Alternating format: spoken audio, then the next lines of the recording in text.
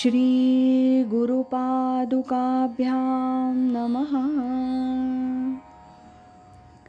आदरणीय स्वामी भक्त महादेव दामोदर भट लिखित सोहम साधना पंथराज या ग्रंथाचं क्रमशः वाचन आपण ऐकत आहोत. आज ऐकूया या ग्रंथातील प्रकरण 8 संत वाङ्मयातील सोहम याचा भाग 20. योगीराज सोहिरोबानाथांचं सोहम.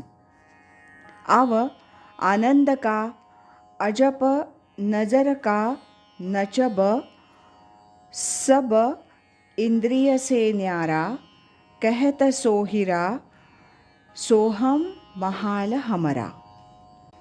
सोहिरोबा म्हणतात, या प्रकारचा जो सोहम म्हणजे मी ईश्वर आहे अशा सत्य ज्ञानानं युक्त महाल तो माझाही महाल आहे, कारण मीही त्या सोहम स्वरूपामध्ये वास करतो.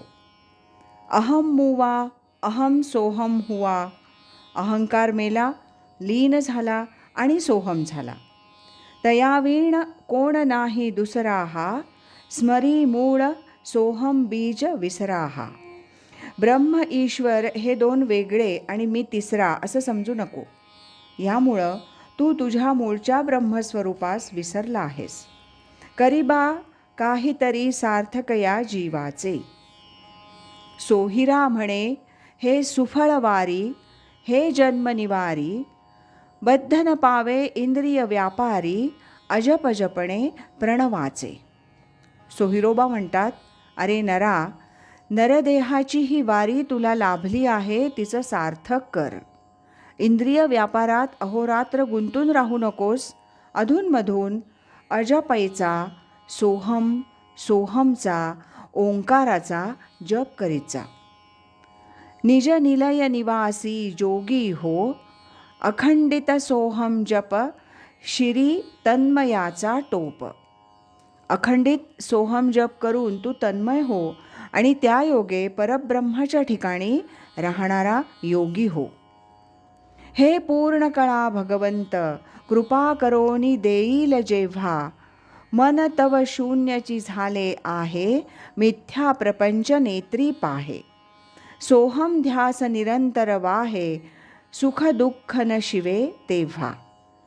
दृढ उपासनेच्या योगानं प्रत्यक्ष भगवत कृपा होईल, तेव्हाच मग मन शून्य होईल, प्रपंच मिथ्या आहे हे अनुभवास येईल आणि निरंतर सोहम स्वरूपी ध्यान राहून सुखदुःखाचा संपर्क होणार नाही.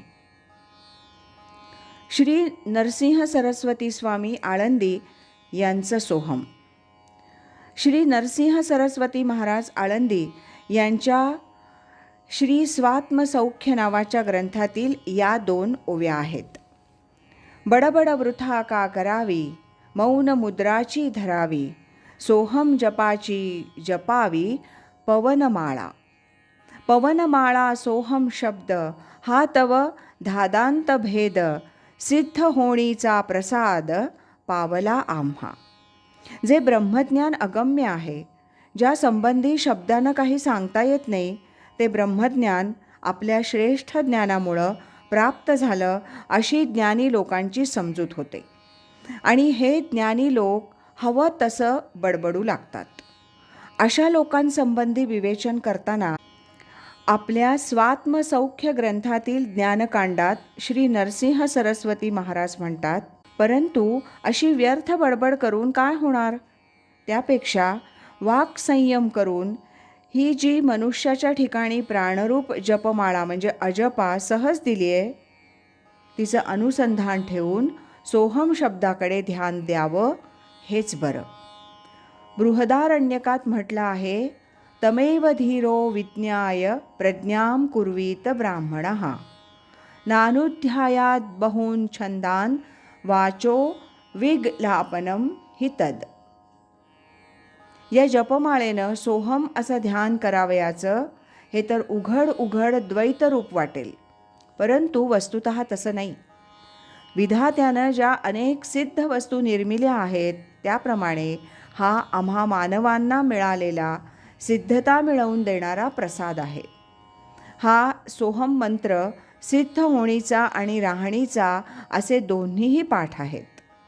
सिद्ध होणीचा हा पाठ, सिद्ध होण्याचा म्हणजे होणेचा म्हणजे होणीचा असं लोकभाषेचं रूप. राहणीचा यापेक्षा होणीचा पाठ बरा असं श्री अप्रबुद्ध म्हणतात. स्वामी रामतीर्थांचं सोहम.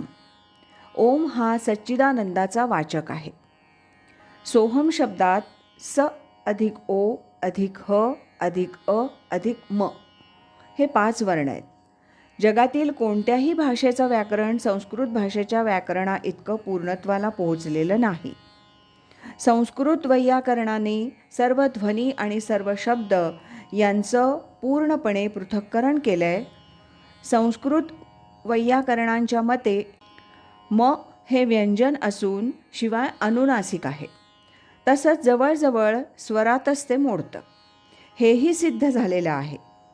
अ आणि ओ हे स्वर आहेत, हे सर्वच व्याकरणांना मान्य आहे. स आणि ह ही व्यंजनं आहेत. साधकानं भक्तियुक्त अंतःकरणानं आणि सद्गुरुचिंतनात दीर्घकाळ सोहम सोहम सोहम असा अभ्यास केला की ही व्यंजनं आपोआप न समजता निघून जातात. मग ओम शिल्लक राहतो. तसा अनुभवच येतो, प्रणवोपासनाच होते. सोहममधील स आणि ह ही व्यंजनं काढून टाका, म्हणजे ओ अधिक अ अधिक म म्हणजे ओम एवढंच शिल्लक राहील. स्वरांचा दुसऱ्या वर्णाच्या सहाय्याशिवाय स्वतंत्र रीतीनं उच्चार होतो, पण व्यंजनांची गोष्ट तशी नाही. व्यंजनात स्वर मिळवावा तेव्हाच त्याचा पूर्ण उच्चार होऊ शकतो. उदाहरणार्थ इंग्रजी वर्णमालेतलं के हा वर्ण आपण घेऊ. हा वर्ण व्यंजन आहे, त्याला तुम्ही के म्हणता, पण त्याचा उच्चार क असाच होतो. या व्यंजनाला स्वरांपैकी ई किंवा ए हा स्वर जोडावा तेव्हा त्याचा उच्चार होऊ शकत नाही. एरवी त्याला स्वयंसिद्ध उच्चार नाहीच. वर्णमालेतील व्यंजनं ही या जगातील नामरूपाप्रमाणे परतंत्र होत. सत्तत्वाच्या अधिष्ठानाशिवाय त्यातील एक तरी या नामरूपात्मक संसारातील एक तरी वस्तू आपल्या पायावर उभी राहू शकेल का?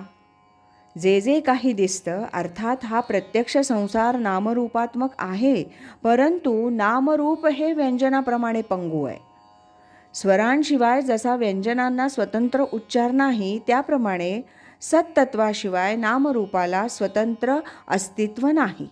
मग नामरूपाला आधारभूत असलेल्या सत्तत्वाला तुम्ही मूलाधार म्हणा, देव म्हणा, अज्ञेय तत्व म्हणा किंवा दुसरं काहीही म्हणा, हे सत्तत्व सच्चिदानंद स्वरूपी असून त्यातील सत्ता अंश, चैतन्य अंश आणि आनंद अंश अनुक्रमे अ उ म या संज्ञांनी दर्शित केली जातात.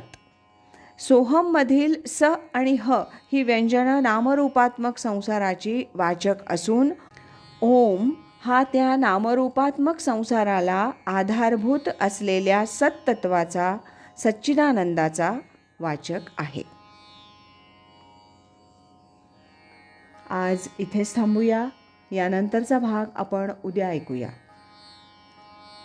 श्रीमत सच्चिदानंद सद्गुरू श्री स्वामी स्वरूपानंद महाराज की जय. हरि ओम तत्सत.